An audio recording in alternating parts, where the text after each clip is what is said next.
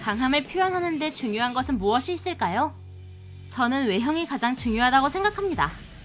주로 거대한 덩치나 흉악한 외모를 가진 캐릭터들이 그에 맞게 강한 힘으로 적을 부숴버리는 경우가 많기 때문인데요. 그러나 최근 애니에서는 외형은 약해 보이지만 실제로는 압도적으로 강력한 캐릭터들이 종종 나옵니다. 예를 들어 원펀맨의 사이타마나 드래곤볼의 전원과 같이 정말 대충 그린 것 같이 생겼지만 가지고 있는 힘만큼은 세계관 최강인 경우가 있는데요. 오늘은 이런 겉모습과 달리 강력한 캐릭터들에 대해 소개해볼까 합니다. 아가츠마 제니치는 귀멸의 칼날 내에서 독보적으로 겁쟁이인 캐릭터입니다. 겁이 얼마나 많은지 이 캐릭터는 나올 때마다 질질 짜고 있고 귀살대 임무를 맡았음에도 싸우기는커녕 무섭다면서 도망치기에 바쁜 모습을 보였습니다. 거기에 이성을 많이 밝혀 처음 만난 여자애한테 결혼해달라고 떼를 쓰는 황당한 모습을 보이기도 했는데요.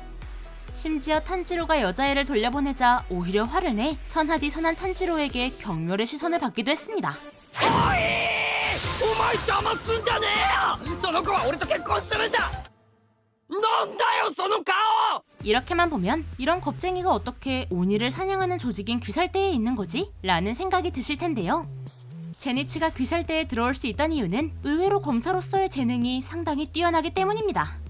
제니치는 기절하거나 잠에 들면 목류병이 걸린 듯한 모습으로 변하는데 이 상태에 그는 무의식적으로 자신이 생각하는 이상적인 모습으로 변하고 단점이었던 소심함이 사라져 전투력이 급격히 상승하는데요. 이때는 숨겨져 있던 본연의 힘을 발휘해 평범한 사람은 흠집 하나 내지 못하는 오니를 일격에 베어버립니다. 雷の呼吸一の型霹靂一閃 사용하는 기술도 번개의 호흡의 기본형인 병력일선밖에 사용하지 못하지만 이를 극한으로 단련한 결과 연격으로 사용할 수도 있고 속도도 상당히 빨라 반응하기도 힘들 정도죠. 이는 나타고모산에서 거미의 몸통과 사람의 머리를 하고 있는 거미오니를 상대할 때 빛을 발했는데요. 거미오니가 눈앞에서 독을 뿌리자 곧바로 피하거나 병력일섬을 6번 연속 사용해 목이 베었다는 사실을 늦게 알게 할 정도로 빠른 속도로 퇴치해버렸고 거기에 무한열차 편에서는 주인공 탄지로의 동생 네즈코가 위기에 처하자 먼 거리를 순식간에 가로질러와 그녀를 구하기까지 했습니다. 단점이라면 이런 모습이 전부 잠에 들거나 기절할 때뿐이라는 점이지만 제니치는 스스로 수련해서 계속 성장해 단점을 없앴는데요. 원작의 무한성편부터는 기절하지 않고 강한 전투력을 보여주고 심지어는 독자적인 기술인 번개의 호흡 제7형을 만들어 최강이라 불리는 상현의 오니 중 서열 6위인 카이가쿠를 단독으로 죽이기까지 했습니다. 여담으로 제니치는 네즈코를 만난 이후부터 그녀에게 푹 빠져있는데요. 계속 관심을 얻으려고 심심하지 않게 여러 장소에 데려다주거나 네즈코가 관심 있어 할 만한 것을 보여준 결과 결혼에 꼴이 냈다고 합니다. 물론 그 과정이 험난했지만요. 토우가타 밀리오는 게임 폴아웃의 마스코트 볼트보이같이 생긴 외모를 가진 캐릭터입니다. 처음 등장했을 때 벽이나 땅바닥에 얼굴만 드러낸 채로 말하고 에이반에게 자기를 소개할 때 텐션이 상당히 높은 모습을 보여 개그 캐릭터라고 생각되는데요. 그러나 밀리오는 에이반 담임이자 프로 히어로 아이자와 쇼타가 평가하길 가장 넘버원 히어로에 가까운 사내라고 할 정도로 상당히 강력한 캐릭터입니다. 밀리오의 개성은 투가로 어떤 물질이든 통과할 수 있는 능력인데요. 원래 이 개성은 말 그대로 모두 통과시킬 수 있어서 온몸에 발동시키면 지면마저 통과해 땅 아래로 추락하게 되는 까다로운 능력을 가졌습니다. 그러나 밀리오는 히어로 서 나이트아이에게 훈련을 받아 개성을 자유자재로 사용할 수 있어 무적이라고 불릴 만큼 강해지는데요.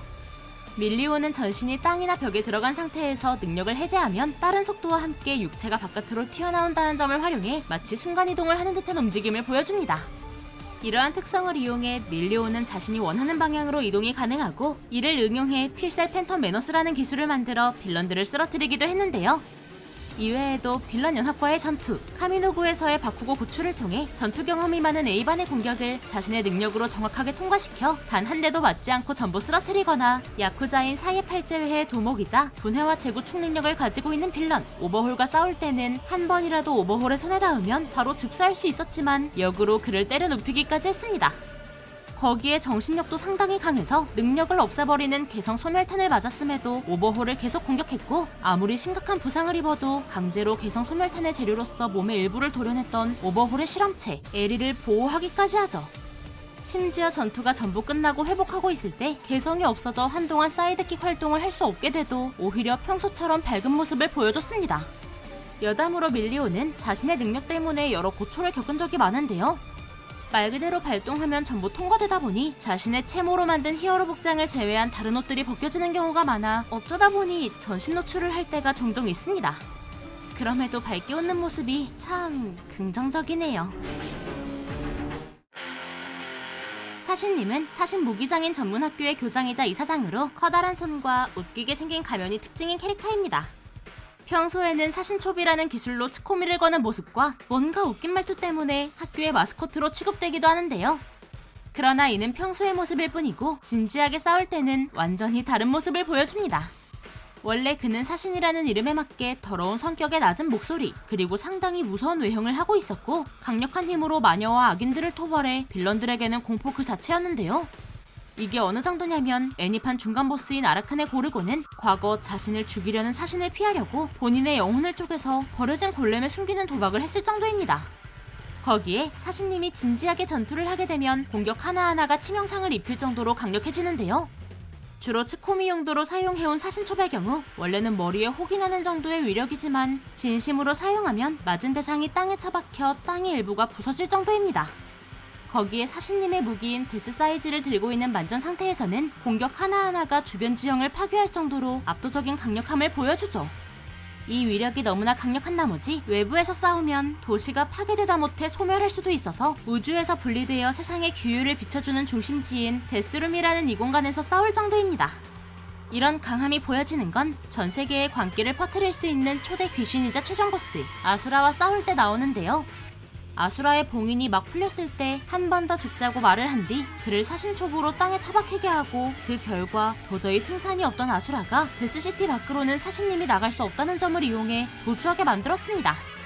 두 번째 전투에서는 데스 사이즈를 든 만전의 상태에서 싸웠는데 이때 공격 하나하나가 주변에 폭발을 일으켜 지형을 바꾸기도 했고 아수라의 공격을 전부 쳐낼 뿐만 아니라 오히려 몰아붙였는데요. 이게 어느 정도냐면 아수라가 사신님의 아들인 데스더키드를 공격해서 사신님이 공격을 대신 맞지 않았더라면 아수라가 무조건 패배했을 정도입니다. 여담으로 사신님은 과거와 현재의 외형 차이가 상당히 큰데요. 그 이유는 옛날 모습이 아이들이나 학생들이 무서워해서 지금과 같은 모습으로 바꾸었다고 합니다. 과거 모습도 많이 멋있는데 은근 아깝네요.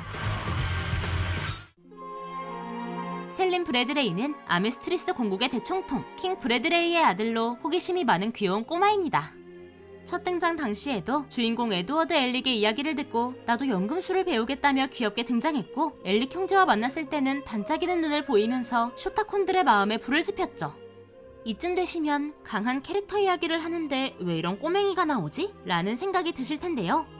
그 이유는 바로 셀린 브래드레이가 최초이자 최강의 호문클루스 교만의 프라이드이기 때문입니다. セリム・ブラッドレー、あなたは一体何者ですか？この状況で私の正体を聞くとは大した度胸ですね。私の名はブライド、始まりのホムンクルス。 셀림은 자신을 둘러싼 그림자를 조종하는 능력이 있는데 이 능력이 사기적인 게 그림자에 달린 눈으로 상황을 볼 수 있고 자신의 그림자와 닿는 그림자를 전부 무기로 사용할 수 있기 때문인데요. 거기에다 그림자를 조종할 수 있는 범위도 상당히 넓어 먼 거리에서 자신의 그림자로 주변의 그림자를 침식한 뒤 모습을 드러내지 않고 적을 유린하는 말도 안 되는 능력을 보여줍니다. 거기에 그림자를 이용해 상대를 붙잡아서 자기 마음대로 움직이게 할 수 있는데 이를 통해 영혼이 갑옷에 새겨져 있는 에드워드의 동생인 알폰스 엘릭을 조종해 동생을 아끼는 에드워드를 곤경에 빠뜨리기도 했는데요.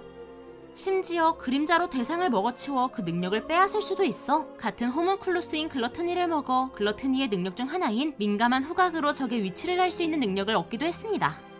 이렇게 셀림은 자신의 능력으로 플라스크 속의 난쟁이의 계획을 막으려는 엘릭 형제를 가로막았고 그들 역시 주변에 도움이 없었으면 지나쳐갈 수 없을 정도로 압도적으로 강력했죠. 여담으로 2003년판 강철의 연금술사에서 셀림은 2003년판에서 프라이드였던 킹 브래드레이를 죽이는 데 결정적인 도움을 주고 그에게 살해당했었는데요. 이때 원작에서는 프라이드의 정체가 드러나지 않은 상태라 셀림의 정체가 밝혀졌을 때 많은 독자들이 충격을 받았다고 합니다. 솔직히 이렇게 귀여운 소년이 그렇게 잔인한 모습을 보일 줄이야. 팩은 에밀리아와 계약한 정령으로 회색 털을 가진 작은 고양이의 모습을 하고 있습니다. 상당히 느긋한 성격에 복슬복슬한 털, 거기에 귀여운 목소리 때문에 마스코트라고 생각이 될 정도인데요. 그러나 실제로는 세계를 멸망시킬 수 있는 힘을 가진 강력한 정령입니다. 팩은 불의 대장령으로 단순히 불만 쓰는 것이 아니라 온도 조절을 통해 얼음을 사용할 수도 있는데요. 이 능력이 상당히 뛰어나 다수의 얼음 파편을 만들어 상대에게 쏘거나 그대로 얼려버리게 할 수도 있습니다. 마법 능력 또한 어찌나 뛰어나던지 세계 최강의 마법사인 로즈월과 싸워 비겼는데 이때의 싸움으로 지형이 심하게 바뀌어 지도를 다시 써야 할 정도라고 하는데요. 거기에 본 모습인 영구동토의 종원의 짐승으로 변한다면 자신의 주변 모든 것의 만화를 강제로 흡수해 모조리 얼어붙게 만들죠. 이 상태의 팩은 자신의 힘만으로 세계를 멸망시킬 수도 있어 작가공인 먼치킨이자 세계관 최강자 라인하르트 반 아스트레아가 아닌 이상 그 누구도 막을 수가 없습니다. 그러나 팩이 가장 강해지는 건 그가 분노할 때로 평소에 귀여운 모습은 전혀 없고 상당히 냉정하고 잔혹해지는데요. 이런 모습을 보인 건 에밀리아가 죽었을 때 마녀 교도들이 에밀리아의 시신을 훼손하려 하자 수십 발의 얼음 파편을 맞춰 얼려 죽였고 대제주교인 페텔기우스 로만의 콩티도 팩이 본 모습으로 나오자마자 얼린 뒤 짓밟아버리기까지 했습니다. 여담으로 팩은 에밀리아와 계약을 할 때 특이한 대가를 걸고 계약했는데요. 편식하지 않기, 머리 모양은 자신이 정할 것, 매일 적절한 운동을 할 것, 계약에 의해 활동하는 시간은 아침 9시부터 저녁 5시까지로 할 것 등 어딘가 공무원 아버지 같은 모습을 보였습니다. 뭐 정시 퇴근에 딸을 대하는 것 같은 모습을 보면 진짜 아버지 같지만요. 마지막으로 소개할 캐릭터는 정말 외형과 어울리지 않게 압도적으로 강력하다 못해 전능한 수준의 캐릭터인데요. 바로 사이키 쿠스오의 재난의 주인공, 사이키 쿠스오입니다. 사이키 쿠스오는 무표정한 얼굴에 이상한 머리색, 거기에 외계인 같은 느낌의 머리 장식을 하고 있는 캐릭터로 겉만 보면 그저 독특한 스타일의 고등학생이라는 느낌이 강한데요. 실제로도 고등학교를 다니고 있고 사람들과는 거리를 조금 두는 평범한 고등학생입니다. 그러나 쿠스오는 그 어떤 능력자 배틀물에 나오는 능력자들보다 압도적으로 강하면서 치트라고 생각되는 능력을 전부 가지고 있는데요. 쿠스오는 어린 시절부터 초능력을 가지고 있었는데 이때 당시만 해도 생후 14일 만에 말을 하고 1개월 만에 공중부양으로 허공을 걷는 등 악이라고는 생각되지 않을 능력을 사용했습니다. 쿠스오가 성장해갈수록 능력의 강도는 더욱 강해지고 능력 역시 여러 개가 추가되어 거의 셀 수 없는 수준으로 가지고 있는데요. 우선 신체 능력이 상당히 뛰어나 단순히 피구공을 던지기만 해도 시속 1200km의 속도를 낼 수 있고 한 손으로 집을 잡아 옆으로 기울이게 할 수도 있습니다. 거기에 생존 능력도 뛰어나 우주에서 숨을 쉬며 여유롭게 책을 보기도 하고 심해에서도 생존이 가능한데요. 이 정도까지가 머리에 끼고 있는 초능력 제어 장치를 한 정도고 제어 장치를 한쪽만 해제하면 고개를 돌린 것만으로 강력한 충격파를 일으킬 수도 있죠. 이뿐만 아니라 특수 능력도 강력한데 운석을 단숨에 파괴할 수 있는 염동력, 멀리 있는 곳을 볼 수 있는 천리안, 체온을 높이거나 불을 낼 수 있는 파이로키네시스, 특정 기억만 지울 수 있는 기억 소거, 지구 전범위로 이동할 수 있는 순간이동, 과거로 여행할 수 있는 시간 역행 등 사실상 초능력이라고 생각되는 모든 능력을 가지고 있습니다. 그중 가장 뛰어나다고 보는 능력은 시간 되돌리기와 마인드 컨트롤인데요. 마인드 컨트롤은 단순 세뇌 능력이 아니라 지구 전역의 모든 인간에게 어떠한 사상을 주입하는 능력으로 주입한 사상에 따라 사람의 가치관은 물론 세계의 규칙 자체를 바꿔버릴 수 있죠. 이 능력이 어느 정도의 위력을 가지고 있냐면 쿠스오가 핑크색 머리는 부자연스럽지 않다 라는 생각을 전 지구인에게 부여하자 인류의 유전자 자체가 바뀌어 머리색이 다양하게 나오게 될 정도입니다. 거기에 시간 되돌리기의 경우 작게는 물건의 시간을 되돌려 복원하거나 크게는 지구 자체의 시간을 돌려 계속해서 1년을 반복시킬 수도 있는데요. 이 두 가지 능력을 활용해 쿠스오는 마인드 컨트롤로 사람들은 1년이 반복된다는 것을 모르게 하고 지구의 시간을 계속 돌려 사이키 쿠스오의 재난이라는 애니의 세계관이 나이를 먹지 않고 변하지 않는 일상이 끝없이 진행되는 사자해상 시공으로 만들어버렸습니다. 이렇듯 전지전능이라 볼 수 있는 쿠스오지만 능력을 가진 게 축복이 아니고 오히려 저주라고 생각하는데요. 그 이유는 능력 때문에 모든 것을 예측할 수 있고 전부 해낼 수 있어서 뭔가 이뤘을 때의 달성감이나 친구들의 서프라이즈 같은 걸 느끼지 못해서라고 합니다. 여담으로 단점이 전혀 없을 것 같은 쿠스오는 의외로 단점이 있는데요. 벌레를 극도로 싫어해 보는 것만으로도 순간이동을 해서 도망치고 얼굴에 붙는 순간 바로 기절해버리기도 합니다. 이런 걸 보면 나름 인간미가 있다고 생각되네요. 오늘은 겉모습과 다르게 강력한 캐릭터들에 대해 소개해드려봤는데요. 외형과 다른 강력함으로 각자의 매력을 뽐내 전부 인상 깊게 남는 캐릭터들이라고 생각됩니다. 여러분들은 어떤 캐릭터가 가장 생김새와 차이나는 강함을 가지고 있다고 생각하시나요?